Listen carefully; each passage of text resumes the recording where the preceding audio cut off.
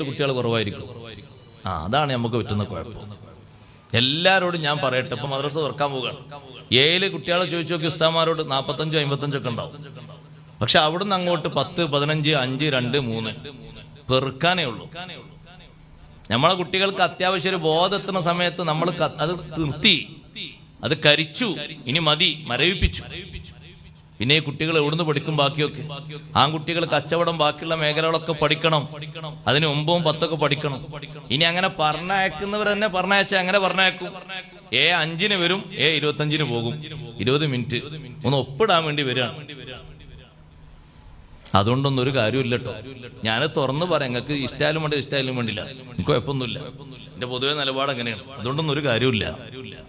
പഠിപ്പിക്കേണ്ട ഘട്ടത്തിൽ ആ 1 മണിക്കൂറെങ്കിലും ഒന്ന് പറഞ്ഞയപ്പിച്ച് മട്ടത്തിൽ പഠിപ്പിച്ചില്ലെങ്കിൽ പിന്നെ നിങ്ങൾ ദ്വാരക്കാൻ എഴുത്തുന്നിട്ടൊന്നും കാര്യം ഉണ്ടല്ലോ.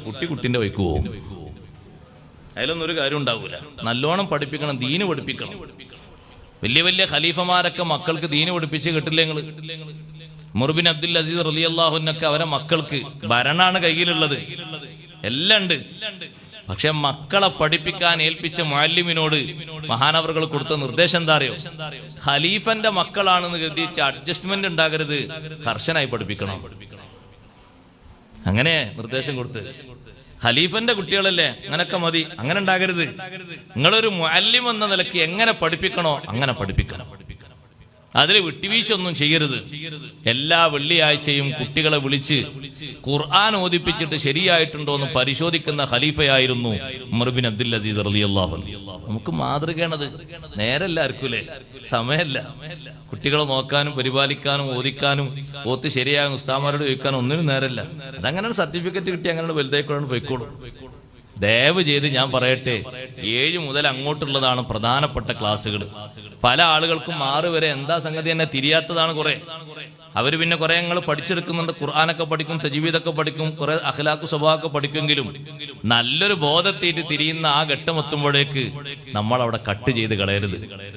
തീർത്തും ഉള്ള സമയം 1 മണിക്കൂർ, അതല്ലേ ബാക്കിയുള്ള ക്ലാസ്സുകൾക്കുള്ളൂ. അതന്നെ ഉണ്ടോന്ന് സംശയമാണ്.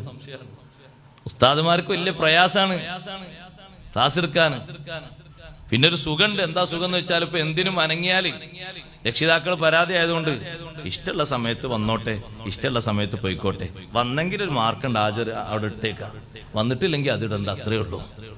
അതുകൊണ്ട് നമുക്ക് കാര്യമില്ല കേട്ടോ. വരിശെങ്കിൽ ഇങ്ങനെ 100 150 200 കൊടുത്തോന്നും കാര്യമില്ല. മട്ടത്തിന് കുട്ടികളെ പഠിപ്പിക്കണം, ശരിക്ക് പറഞ്ഞയച്ച് പഠിപ്പിക്കണം. അല്ലെങ്കിൽ കുട്ടികളെ അവസ്ഥയിൽ പറന്നു പോകും.